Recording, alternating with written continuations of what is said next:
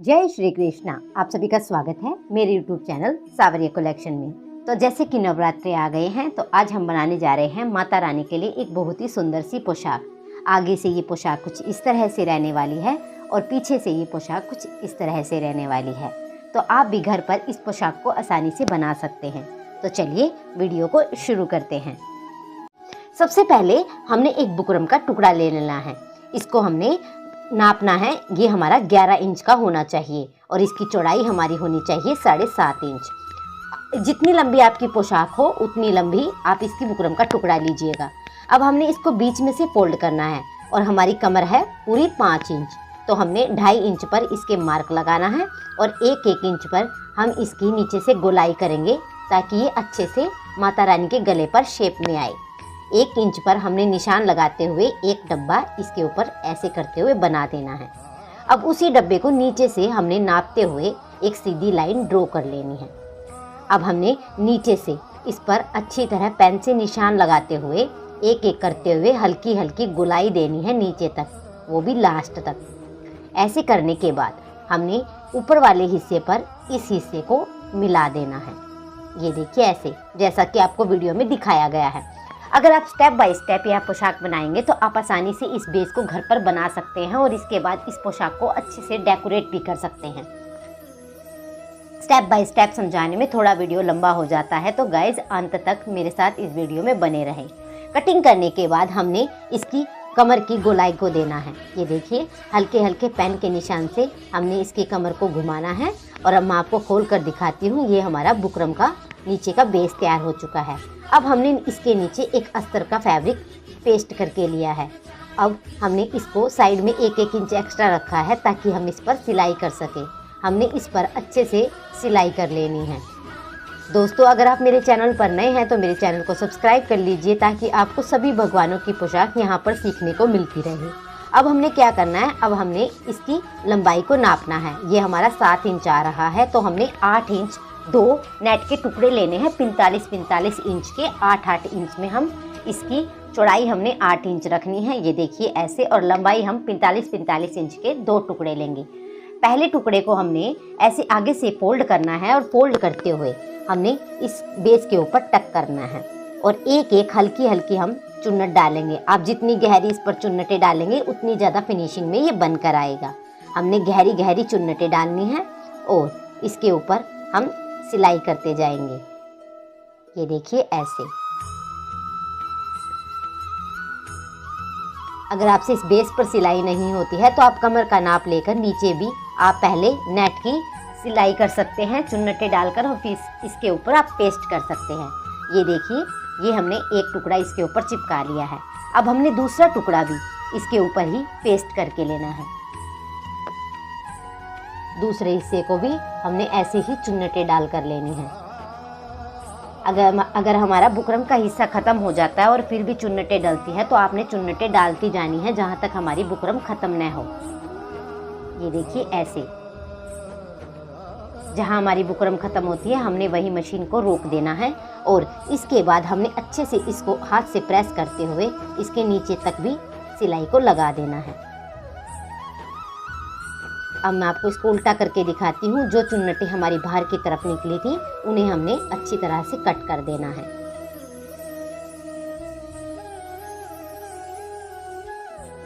अब हमने इसको सीधा करते हुए एक-एक टुकड़े को अच्छे से पेस्ट करते हुए चुन्नट को हमने अच्छे से बुकरम, मुझे यहाँ से पास में दिखाई दे रही है। जब आप भी इस पोशाक को बनाएंगे तो आपको भी पास में बुकरम दिखाई देगी। और अच्छे से हमने हाथ से, अगर हाथ से नहीं प्रेस कर सकते तो आप इसको प्रेस से भी अच्छी तरह प्रेस कर सकते हैं। पहले हमने इसको अच्छे से हाथ से प्रेस कर लेना है। प्रेस करने के बाद हमने इसके ऊपर इसको पूरे को कवर कर लेना है। अब हमने इसको उल्टा करते हुए एक बार फिर से सिलाई लगानी है ताकि जो भी हमारा खुला हुआ हिस्सा हो वो इस सिलाई के अंदर हमारा कवर हो जाए। और एक्स्ट्रा कपड़े को हमने कट कर देना है और इसकी अच्छे से हमने फिनिशिंग कर लेनी है। हमने ऊपर वाले हिस्से को भी कट करके लेना है। तो ये हमारी इस पर चुन्नट डलकर तैयार हो चुकी है। अब हमने इसके ऊपर घोटा पट्टी लगानी है। हम घोटा पट्टी लेंगे और साइड में इसको बीच में रखते हुए हमने टुकड़ा अंदर की तरफ दबाना है और इस पर घोटा पट्टी पेस्ट करके लेनी है। इससे और भी अच्छी लुक आएगी। अगर आपके पास घोटा पट्टी नहीं है तो आप कोई और लेस भी इस पर लगाकर ले सकते हैं। हमने इसके दूसरी साइड भी ऐसे करते हुए ही इसको पेस्ट कर लेना है। दोस्तों, अगर आप कुछ भी समझ में ना आए तो आप मुझसे कमेंट करके पूछ सकते हैं। तो हमने ये दोनों साइड से ऐसे घोटा पट्टी लगा कर ले ली है। अब हम इसके ऊपर का नेफा तैयार करेंगे। नेफा तैयार करने के लिए हमने 3 इंच चौड़ाई का एक टुकड़ा ले लेना है और उसको आगे से ऐसे फोल्ड करते हुए बीच में से एक बार दोबारा फोल्ड करना है और इस बेस को हमने उल्टा रखना है और उल्टा रखते हुए हमने सिलाई को पक्का कर देना है। दोस्तों, आप ये बेस मुझसे परचेज भी कर सकते हैं। दिए गए व्हाट्सएप नंबर पर आप मुझसे कांटेक्ट कर सकते हैं या आप मुझे सीधा DM भी कर सकते हैं। ये देखिए, हमने 1 इंच एक्स्ट्रा कपड़ा रखते हुए उसको कट कर लेना है। अब हमने एक डोरी लेनी है, 2 बाई 2 का एक टुकड़ा लेना है, उसको बीच में से फोल्ड करना है और डोरी को बीच में रखना है और फिर हमने इसके ऊपर तिरछी सिलाई लगा देनी है। ये देखिए, तिरछी सिलाई लगाने के बाद ये हमारा हमने एक्स्ट्रा कपड़े को काट लेना है और ये हमारा बूंदा कुछ इस तरह से तैयार हो जाएगा। हमने इसकी दूसरी साइड भी ऐसे करते हुए ही पेस्ट करके लिया है। अब हमने क्या करना है, आगे वाले हिस्से को हमने अंदर की तरफ फोल्ड करना है और इसके बीच में डोरी को रखते हुए हमने इस पर सिलाई को लगा लेना है। ध्यान रहे कि हमारी डोरी बीच में ना आने पाए।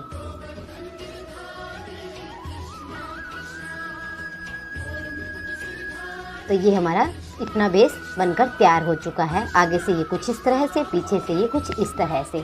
तो अब हम इसकी चोली बना कर लेते हैं। चोली बनाने के लिए हमें नेट का फैब्रिक चाहिए होगा। हमने नेट की लंबाई को रखना है पूरे 11 इंच, जितना हमारा बेस के नीचे की लंबाई थी।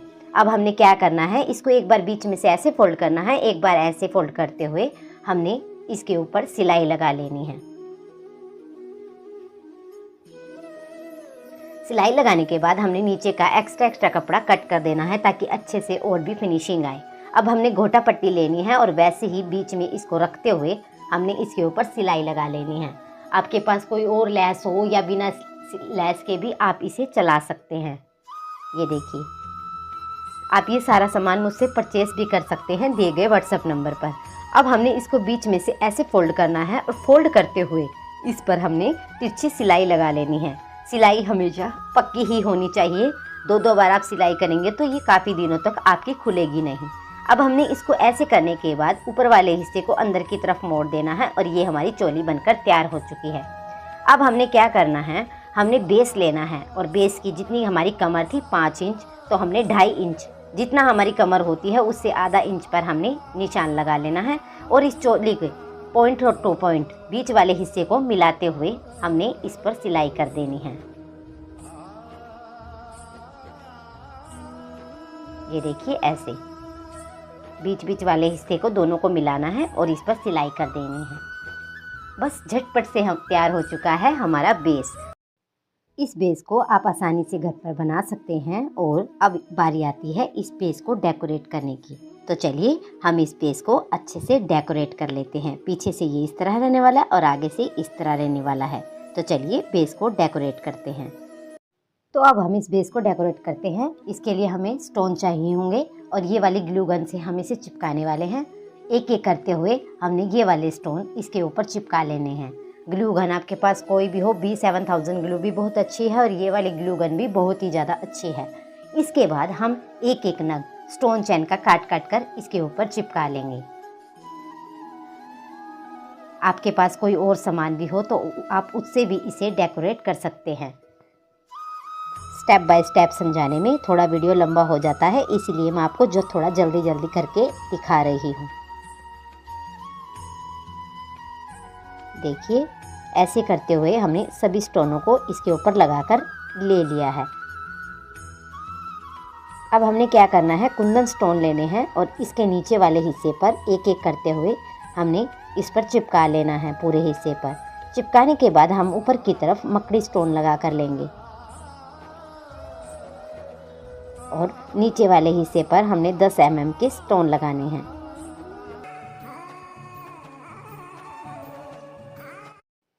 तो यह पोशाक बनकर रेडी हो चुकी है।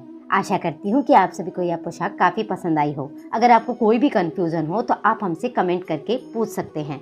यह पोशाक आगे से कुछ इस तरह से रहने वाली है और पीछे से यह कुछ इस तरह से रहने वाली है। बिल्कुल फिनिशिंग के साथ आप भी घर पर आसानी से बना पाएंगे। अगर आपको पोशाक पसंद आई हो तो मेरे चैनल को सब्सक्राइब करें, वीडियो को लाइक करें, शेयर करना ना भूलें। राधे राधे।